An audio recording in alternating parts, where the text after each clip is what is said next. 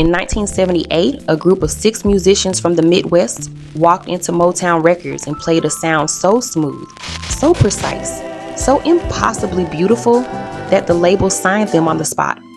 Within a year, they had a gold album, then another, 4 gold albums in 4 years. Songs so perfect that other artists spent decades trying to figure out how they made them. Bobby DeBarge had a voice that people said could make you cry before he even finished the first verse. They called him the father of the falsetto. And when Switch performed on Soul Train in 1978, the audience lost their minds. By 1982, Switch was gone. Bobby DeBarge was dead by 39. And today, most people under 40 have never heard their name. This is the story of Switch. And it is one of the most heartbreaking stories in R&B history. To understand Switch, you have to understand where they came from. Not just geographically, though that matters, but musically. Because Switch didn't sound like anything else that was happening in the late 1970s. It starts in Grand Rapids, Michigan, a city that doesn't get nearly enough credit for what it gave the world of R&B. The DeBarge family lived there, a large, musical, deeply complicated family that would eventually produce 2 of the most important groups in Motown history. Bobby DeBarge was the oldest of the musical siblings, and from the time he was a child, it was clear he had something rare. A falsetto, so pure, so effortless, it sounded less like singing and more like breathing. In the mid-1970s, Bobby linked up with Gregory Williams, a driven, focused musician from Grand Rapids who had a vision. Williams wanted to build something specific, not just a group, a band, a unit of musicians who could all sing and play instruments, multiple instruments, who could switch from one to another mid-performance without missing a beat. That vision, and eventually that name, would become Switch. The original lineup was 6 men: Bobby and his brother Tommy DeBarge, Gregory William, Philip Ingram, whose brother James Ingram would later become one of the greatest ballad singers of all time, Eddie Fluellen and Jody Sims. Before they were Switch, they tried other names. White Heat, signed briefly to Barry White's production company, then Hot Ice. Both went nowhere, but Williams kept refining, kept building, kept believing in what this group could be. Then came the elevator. The story goes that Williams and Sims were in an elevator, just 2 guys with a cassette tape and a dream, when the doors opened and Jermaine Jackson stepped in. Jermaine Jackson, Barry Gordy's son-in-law, one of the Jacksons. Right there in the elevator, they handed him the tape. Within 24 hours, Jermaine called them back. He wanted to bring them to Motown, and just like that, everything changed. Motown signed Switch to their Gordy imprint in 1976. And in 1978, they released their self-titled debut album. It went gold. The lead single, There'll Never Be, was written entirely by Bobby DeBarge. And if you've never heard it, stop this video right now and go listen to it. I'll wait. That falsetto, that arrangement, that feeling of floating somewhere between earth and something else entirely. Bobby DeBarge was 22 years old when he recorded that song. The following year, 1979, Switch came back with Switch 2. Another gold album, another signature song, I Call Your Name, which hit number 7 on the R&B chart. Bobby wrote it again because Bobby wrote almost everything.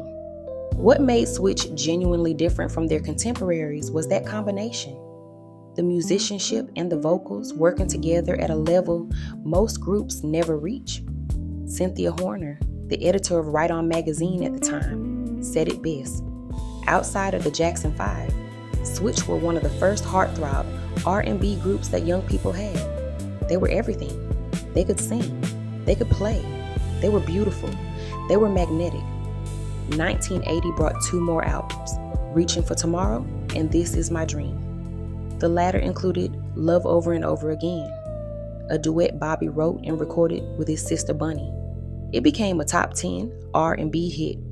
4 albums, 4 gold records, a Motown deal, songs that people are still listening to today. On paper, Switch had everything, but behind the scenes, everything was already starting to fall apart. Bobby DeBarge's genius came at a cost that nobody talks about enough. He had grown up in a household marked by profound trauma. His father was abusive, physically and sexually, and the damage that left on Bobby was something he carried for the rest of his life. As an adult, Bobby struggled deeply with his own identity, his own pain, his own sense of self, and he turned to drugs, heroin first, then cocaine.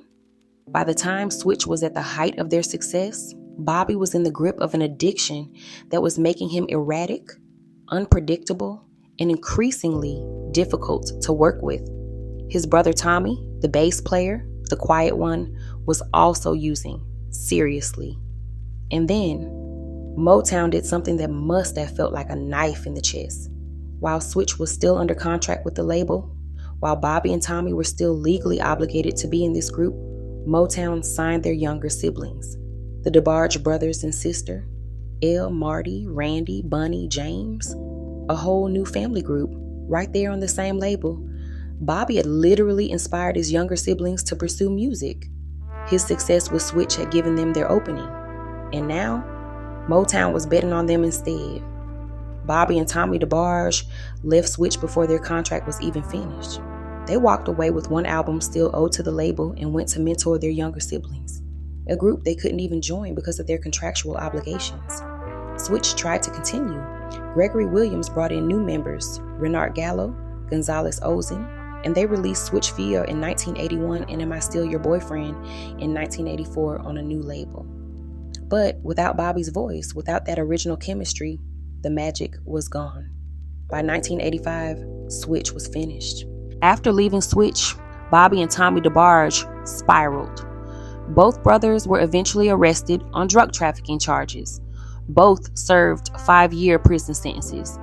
Bobby went to prison at what should have been the prime of his life and career. Tommy did too. When Bobby was released, he tried to come back. He recorded a solo album, It's Not Over, and in a cruelty that is almost impossible to process, the album was released just 2 weeks before he died.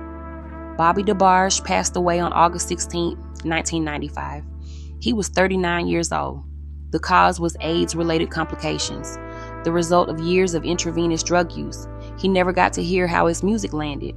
He never got to know that decades after Switch ended, people would still be searching for his songs on Sunday mornings, still playing They'll Never Be at weddings, still crying at I Call Your Name. Tommy DeBarge survived longer, but not without his own battles.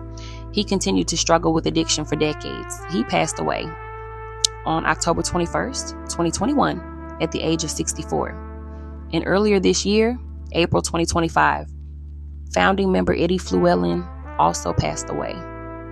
One by one, the original members of Switch have left us. Gregory Williams, Philip Ingram, and a new vocalist named Akili Nixon continue to perform as Switch today. Williams said in an interview that they never technically broke up. These are my brothers, period. Philip Ingram went on to write for The Temptations, Patti LaBelle, and Janet Jackson. He carved out a significant legacy as a songwriter long after Switch ended. And Gregory Williams, the man who started it all in that elevator moment, who handpicked every member, who went on to produce for Sugar Hill, TLC, and Groove Theory, he kept going. He always kept going. Here is what Switch left behind, and I need you to understand the scale of it. Bobby DeBarge's falsetto directly influenced Elle DeBarge, whose own voice became the defining sound of early 80s R&B. Elle has said publicly that he learned to sing by listening to Bobby. Every time you hear Elle DeBarge sing, you're hearing Bobby's echo. Switch as a group influenced the entire Quiet Storm format of R&B that dominated the 1980s. That smooth, lush, late-night sound that you hear on stations all over the country on Sunday mornings. Switch helped build that. And the DeBarge family, who became one of Motown's biggest acts of the 80s with Rhythm of the Night, All This Love, and Time Will Reveal, only existed because Bobby and Tommy paved the way. Bobby's success with Switch gave Elle the credibility to walk into Berry Gordy's office and perform. The DeBarges stood on Switch's foundation. Jermaine Jackson, the man who discovered them in that elevator, co-wrote and produced their early work and helped introduce them to the world. That chance meeting changed the course of R&B history, and yet most people today couldn't name a single Switch song. That's the tragedy, and that's exactly why this series exists. Because the music industry has a long history of building on the work of artists like Bobby DeBarge, taking the sound, the style, the soul, and giving the credit, the fame, and the money to someone else. Switch deserved better. Bobby deserved better. The least we can do is remember them. If you grew up listening to Switch, or if this is the first time you've ever heard their name, I want to know. Drop it in the comments. Tell me which song hit you first. Tell me if you remember watching them on Soul Train. Tell me if you heard They'll Never Be at Somebody's House and wondered who that voice belonged to. These are the stories that deserve to be told. And this series, They Vanished, is going to keep telling them.